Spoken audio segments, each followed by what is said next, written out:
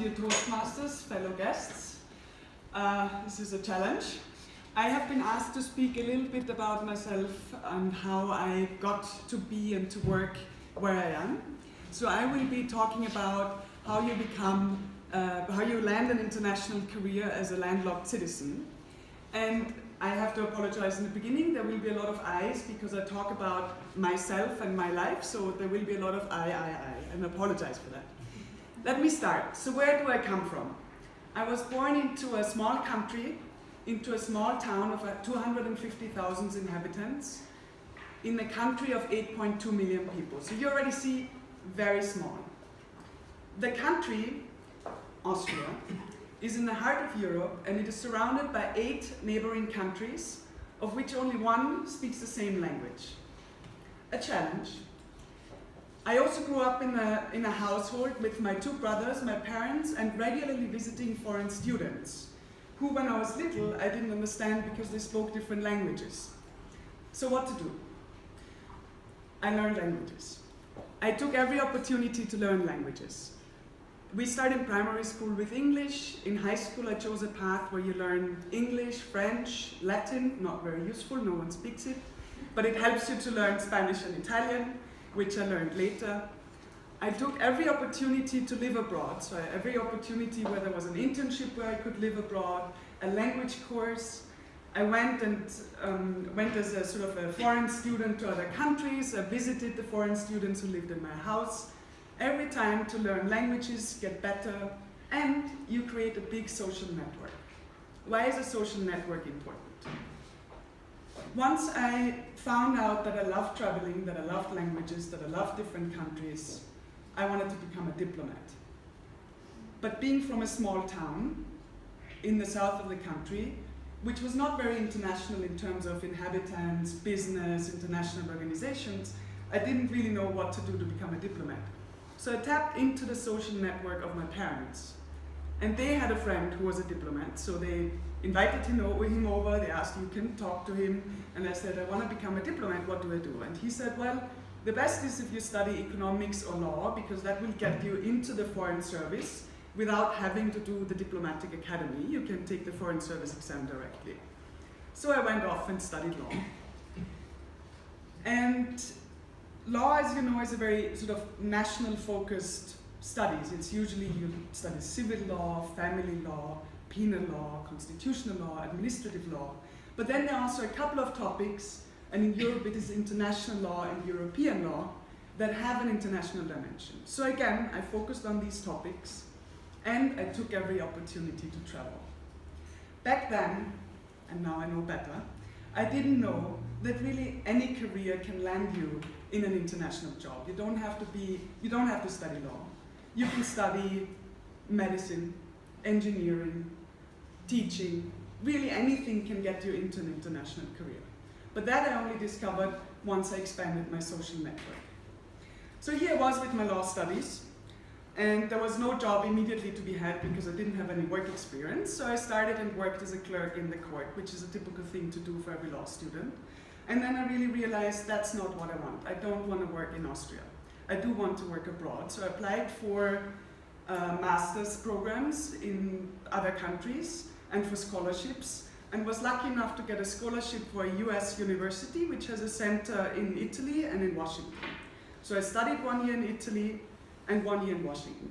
Most of the students were from other countries. About 60% of the student body were from other countries.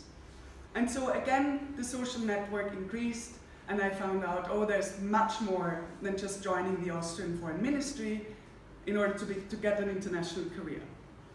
So there I was.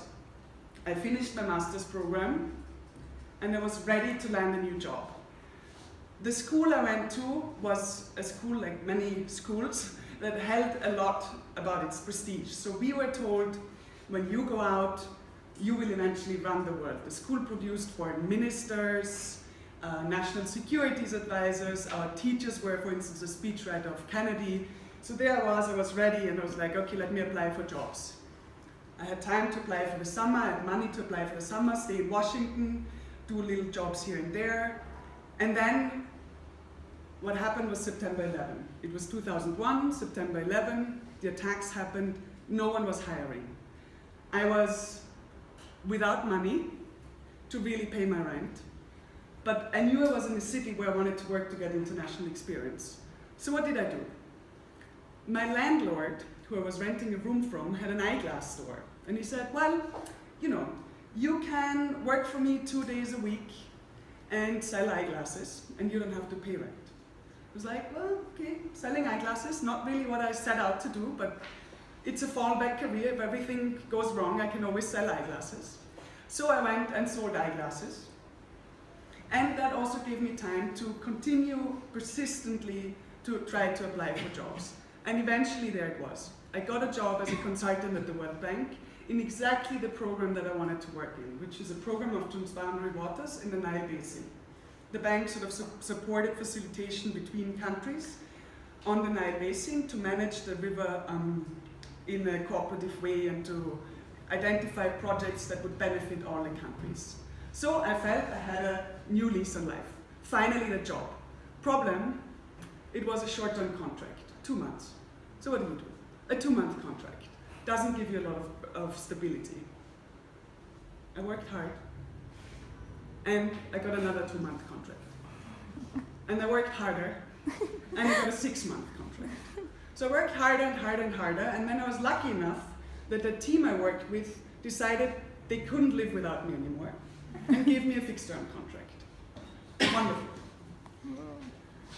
There was, worked there for a couple of years, and then I felt like I had learned what I can learn and was ready to do something else in order to advance my career.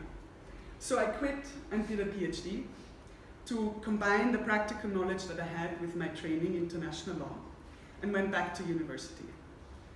And after I'd been there for a while and I'd done that for a while, I was like, I'm ready to go back into an international career, more international career. I went back to my former employer and applied for another position and actually sort of managed to get into a technical expert position where I sit now and continue to work hard.